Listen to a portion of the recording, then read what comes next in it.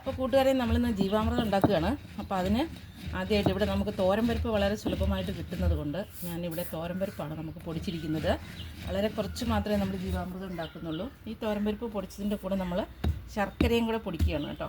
അപ്പോൾ അതും കൂടെ പൊടിച്ചിട്ട് നമ്മൾ അമ്മിക്കല്ലിൽ തന്നെ പൊടിച്ചെടുക്കുകയാണെന്നുണ്ടെങ്കിൽ ഇതിലുള്ള ഗുണം എന്താണെന്ന് ചോദിച്ചു കഴിഞ്ഞാൽ ഇതിൻ്റെ ജീവാണുക്കൾ നഷ്ടപ്പെടാതിരിക്കും.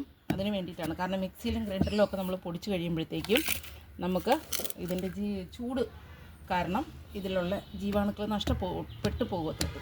അപ്പോൾ അതുകൊണ്ടാണ് നമ്മളോട് രവികർജി ഇങ്ങനെ കല്ലിൽ തന്നെ ആട്ടിയോ അരച്ചോ എടുക്കണം എന്ന് പറയുന്നതിൻ്റെ കാര്യം.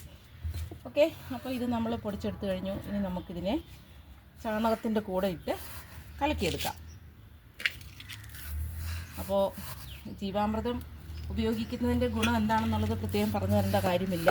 പലചരക്ക് കൃഷി ചെയ്യുന്ന ഏവർക്കും അതിൻ്റെ. അപ്പോൾ നമുക്കൊരു കാര്യം ചെയ്യാം.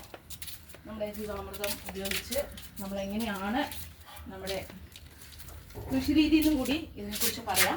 അപ്പോൾ ഏറ്റവും സുലഭമായിട്ടുള്ള മണ്ണ് ചട്ടിക്കകത്താണ് നമ്മളിത് ഉണ്ടാക്കാൻ പോകുന്നത്. അപ്പോൾ നമ്മൾ ആദ്യം ഇതിനകത്തേക്ക് ഇതിട്ടു. പരിപ്പ് പൊടിച്ചതും ശർക്കരയും ഇട്ടു. അതിലേക്ക് നമ്മൾ കുറച്ച് ചാണകം കൂടി ഇടുകയാണ്.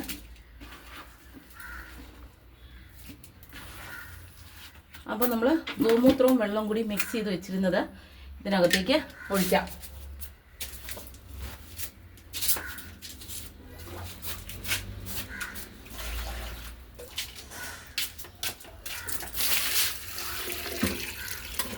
ഇത് നമ്മളോട് ഒരു കോല് കൊണ്ട് വലത്തോട്ട് മാത്രം ഇളക്കാനാണ് പറഞ്ഞിരിക്കുന്നത്.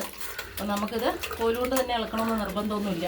ഞാൻ വളരെ കുറച്ചാണ് ചെയ്യുന്നത്. അതുകൊണ്ട് എനിക്കിത് കൈകൊണ്ട് ഇളക്കാൻ വളരെ എളുപ്പമുള്ളത് കൊണ്ട് ഞാനിതൊന്ന് കൈകൊണ്ട് ഇളക്കി മിക്സ് ചെയ്യുകയാണ്. അപ്പോൾ നമ്മളിത് 1 മിനിറ്റ് നേരമാണ് ഇളക്കുന്നത്. അപ്പോൾ അത്രയും സമയം നിങ്ങളെ ഞാൻ ബുദ്ധിമുട്ടിക്കുന്നില്ല.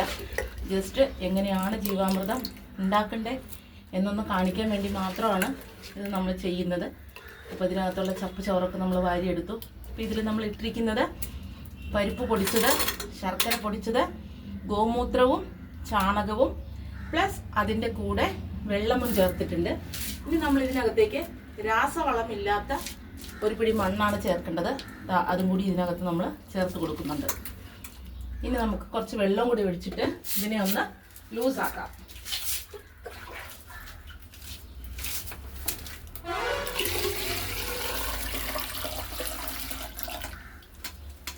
ഇത്രയാണ്. ഇതിനി നമ്മൾ 12 മണിക്കൂർ കഴിയുമ്പം ഒന്നും കൂടി 1 മിനിറ്റ് സമയം വലത്തോട്ട് ഇളക്കി കൊടുക്കും.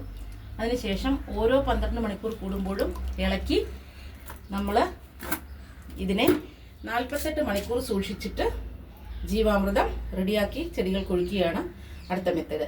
Okay, thank you.